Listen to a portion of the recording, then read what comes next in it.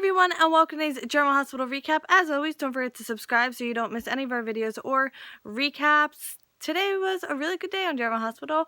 Minimal heartbreak, so let's get right to it. At Crimson, Julian wants to talk to Nina, and he scolds her for November's failing financials and losing sponsors that Crimson has had forever.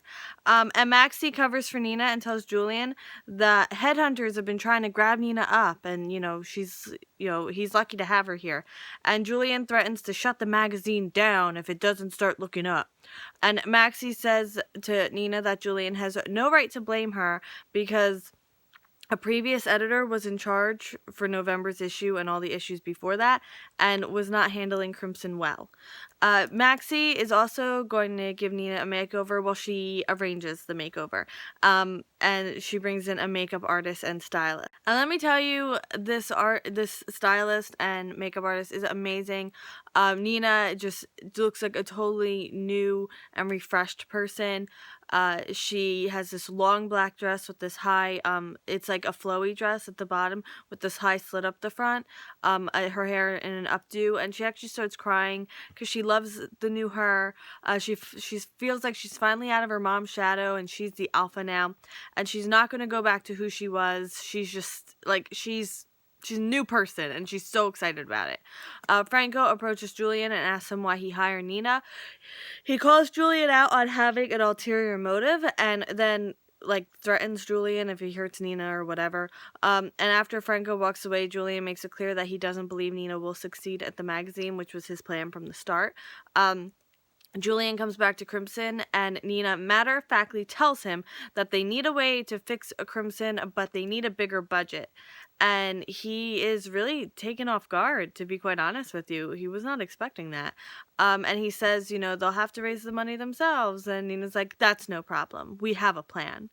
And it's just really awesome because she totally stands up to Julian. Maxie tells Nina that she's really proud of her. And Nina actually does have a plan for Crimson. At WYNDEMERE, Nick tells Alexis that Helena's dead, and she not so subtly celebrates. Alexis tells Nicholas she thinks he's picking up Helena's ruthlessness, and Nicholas wants Alexis to agree that Sam and Danny are better off with Patrick, and Alexis is like, that may be true, but it's not our place to decide that. At the hospital, Carly tells Liz to let Jason go, and Elizabeth tells her off and says, he loves her and her boys, and that's all that matters, but Carly won't let Liz walk away. Elizabeth tries to accuse Carly of being selfish. Now, I'm not saying that Carly isn't selfish, but Elizabeth calling somebody else selfish? Come on now. Carly says she just wants Jason to remember his life, and Elizabeth is like, thank God, mob, Jason is gone. That's my brackets. Not like brackets, it's my brackets. And Carly points out that that's not true because he kind of killed 3 guys in 0.2 seconds. Elizabeth is extra malicious and says, if I have my way, you're never getting your Jason back. Really? You're going to say that to Carly? You're going to take her Jason away? I don't think so. Carly brings up that Elizabeth is holding out about Elizabeth in the past holding out the Danny information, and how because of that Jason died without knowing Danny was his son, and that it ties directly into this, and that she's always pounced whenever Sam and Jason were on the outs with each other. Then Carly digs into her and says Jason's going to resent her one day for doing for what she's doing to him, which is what another Carly that we know has been saying for a while now. So, I like when the Carlys are on the same wavelength. Carly also calls her out on being the only one who isn't pushing him to find out about his life and get all his memories back. And, she really pushes the fact, do you really just want to be with him because he doesn't remember Sam? Or do you want to give him a chance to love you and choose you knowing everything? Patrick wants Jason out of Sam's life, and Jason reminds him that they have a kid together and they're friends, so he's never going to be totally out of her life. And then Patrick tries to talk Jason into leaving Sam alone for her own good, because it's so painful for her, because she remembers and you don't, and and Jason's like, you're insecure, don't know what for.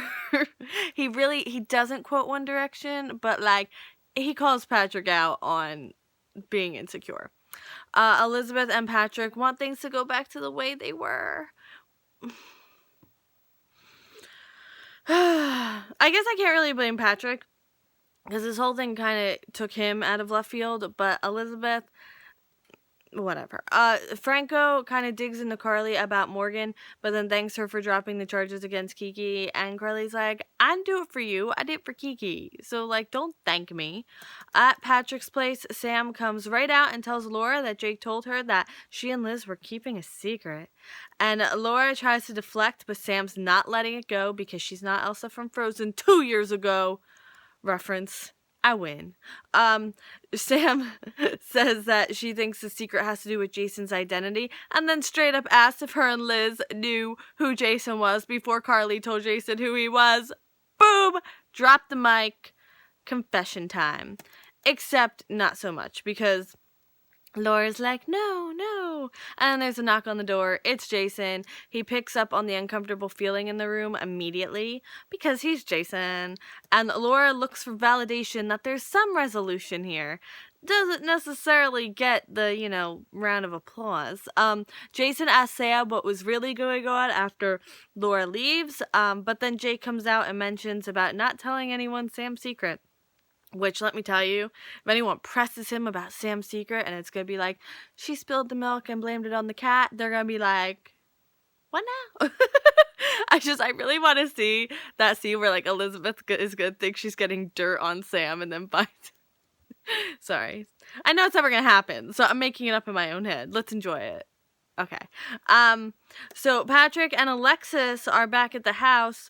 So Alexis can represent Sam during their divorce because Jason is pushing to divorce her. And Patrick is really pushing the issue and says that he thinks this is a good idea. And Sam says that when she's ready to end her marriage, she will call Alexis.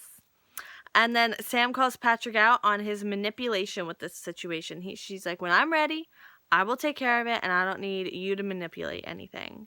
Well, she says it better. She says manipulation, which I think was huge. And at Elizabeth's, because it's not Elizabeth's and Jason's, Jake tells Jason that he and Sam talked about secrets.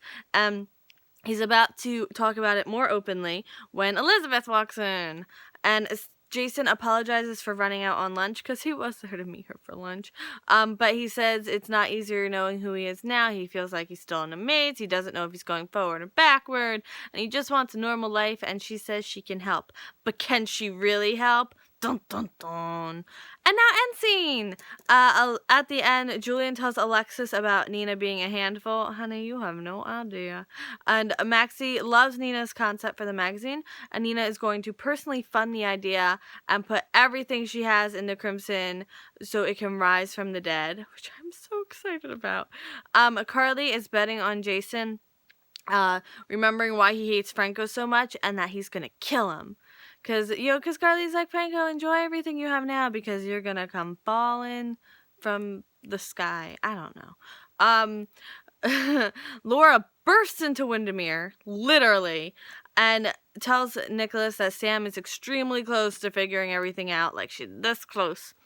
And Sam doesn't want the issue forced. Like, she will move on when she's ready. Again, she's gotten little to no time to process this whole thing. And, like, Patrick, she already chose him. Like, chill, dude. You were already chosen. I can't. Because you and I both know that if and when Robin comes back on the scene, he will drop Sam in a second to go back to her. You and I both know that.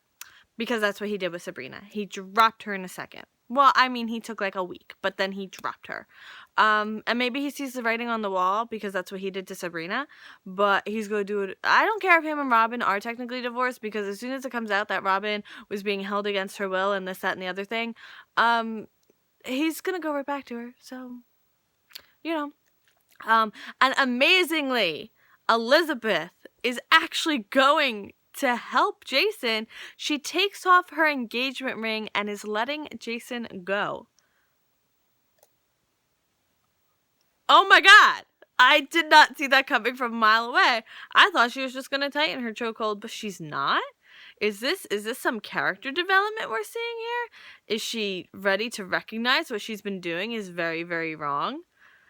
I'm floored, to be quite honest with you. So now we just need the truth to drop, and then this can all be resolved. Yay! I'm so happy. Will it be resolved by the end of the year? Will it be resolved in time for Christmas? Oh, what are they gonna do? Every year they like end the year with like a car crash or something. So, oh, all right. I will see you if you were as surprised as me about Elizabeth actually letting Jason go. Give this video a thumbs up. Or if you just like the video, you can give it a thumbs up. I will see you tomorrow for more General Hospital, and I hope you have a great day. Bye.